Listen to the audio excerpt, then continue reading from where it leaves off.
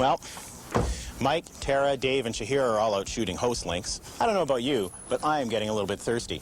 You know, with all this talk about the Commonwealth, a nice cold ale would go down good about now. Let's step in here and see what we can find.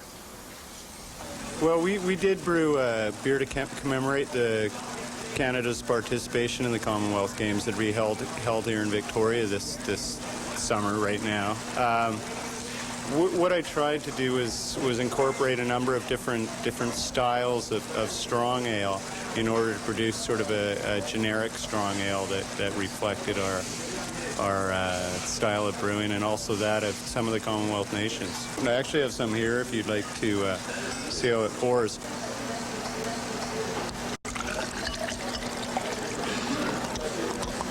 It's been in the cooler.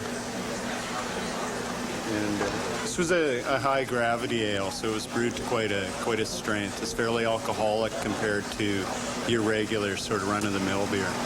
So this is an ale that you've brewed to commemorate the Commonwealth Games in Victoria. Is that because ale is a more prominent beer throughout the Commonwealth than, say, lager?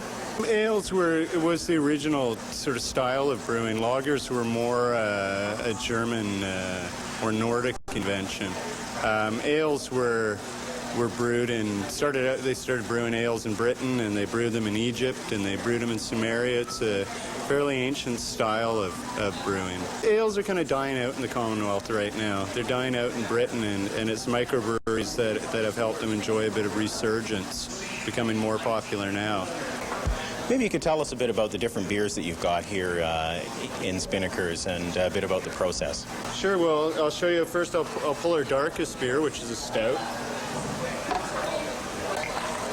And this isn't really what you'd call a very traditional stout. It's a lot stronger, a bit more alcoholic than you would get if you were to order a stout in England or in Ireland. I'll pull another one here. I'd like to just sort of see the range of color in the beers we're producing right now. I'll pour a bitter right now. This is an extra special bitter, an ESB.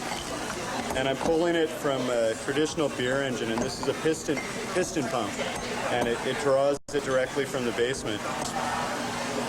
Served that way. So you can see we go in from black to amber. You get like our Weizenbrau, or this is actually a Hefeweizen. No, actually this is the Weizenbrau, so I'm showing you how truly in touch I am with what I'm serving right now. Where to begin? Well, as you can see, Jake's left me quite a nice little selection here in my search for the Commonwealth Ale. I'm going to sort of take a tour through these here and pick out my own favorite, and I'll see you tomorrow as our search for the Commonwealth Ale continues. Hey!